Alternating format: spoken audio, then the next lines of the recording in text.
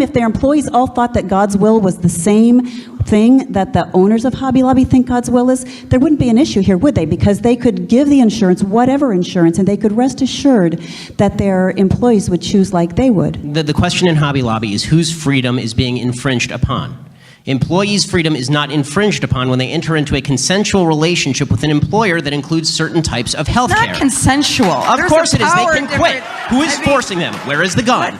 Huh? Where is the gun? Who is forcing them? Where is the chain? Who is locking them to their desk? Stop with the gun language. This is the reason that I use the gun language is because locking them to their desk. Stop with the gun language. The reason that I use the gun language is The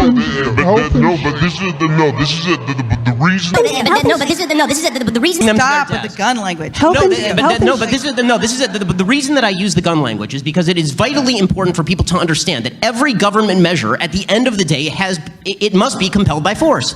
That's what government measures are for. There is a vast difference, a huge difference in terms of personal liberty and freedom between the government compelling behavior and a company saying that we are not going to provide certain types of coverage, and if you don't like that, you can quit or buy your own coverage. There's a vast difference. The gun's the whole issue.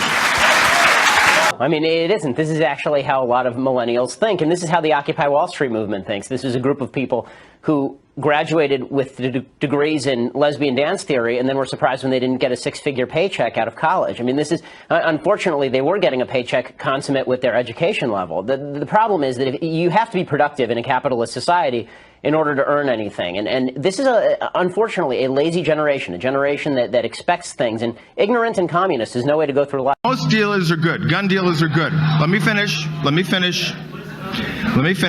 But the NRA has all but neutered the ATF.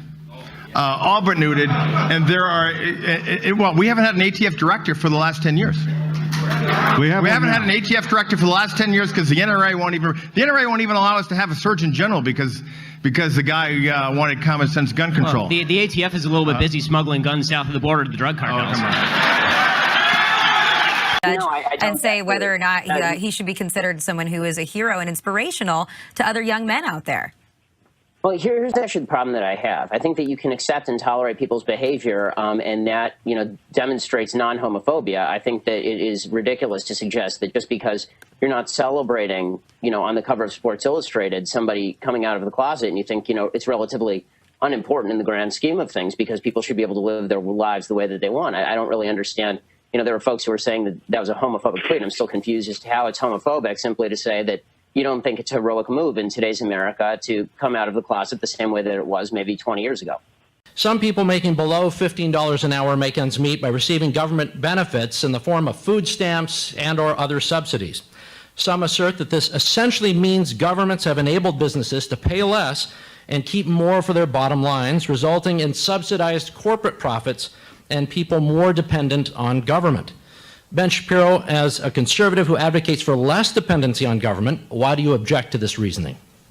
I don't object to that reasoning. I think it's 100% true. I think the major problem that we have with regard to food stamps supplementing people's wages is that these companies are being paid off by the government. I mean, they're getting enormous subsidies from the federal government in the form of food stamps, and there are two ways that you can correct that in terms of wages. The first way that you can correct that in terms of wages would be with a measure like the minimum wage, which, as we'll argue about tonight, decreases, in my opinion, employment. The evidence, I believe, tends to show that it decreases employment, or at the very least puts a cap on it and makes it more difficult for small businesses to operate while big businesses are still getting these subsidies.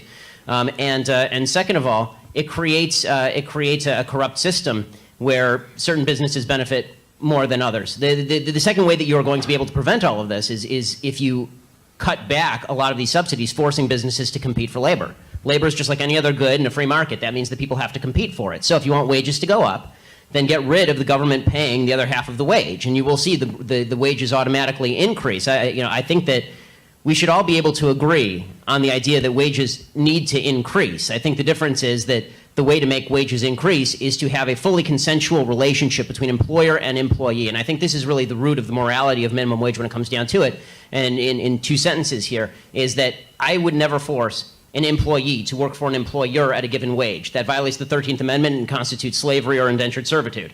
By the same token, I would never force an employer to pay a given wage to an employee, because that is a lack of consent on the part of the employer and violates basic principles of fairness as well as freedom. And let me tell you a little bit about the precedent in California for a second. In California, there are 30,000 mentally ill people who have guns. They have a grand total of 33 people, really, in the state of California who are tasked with taking these 30,000 guns away from these 30,000 mentally ill people.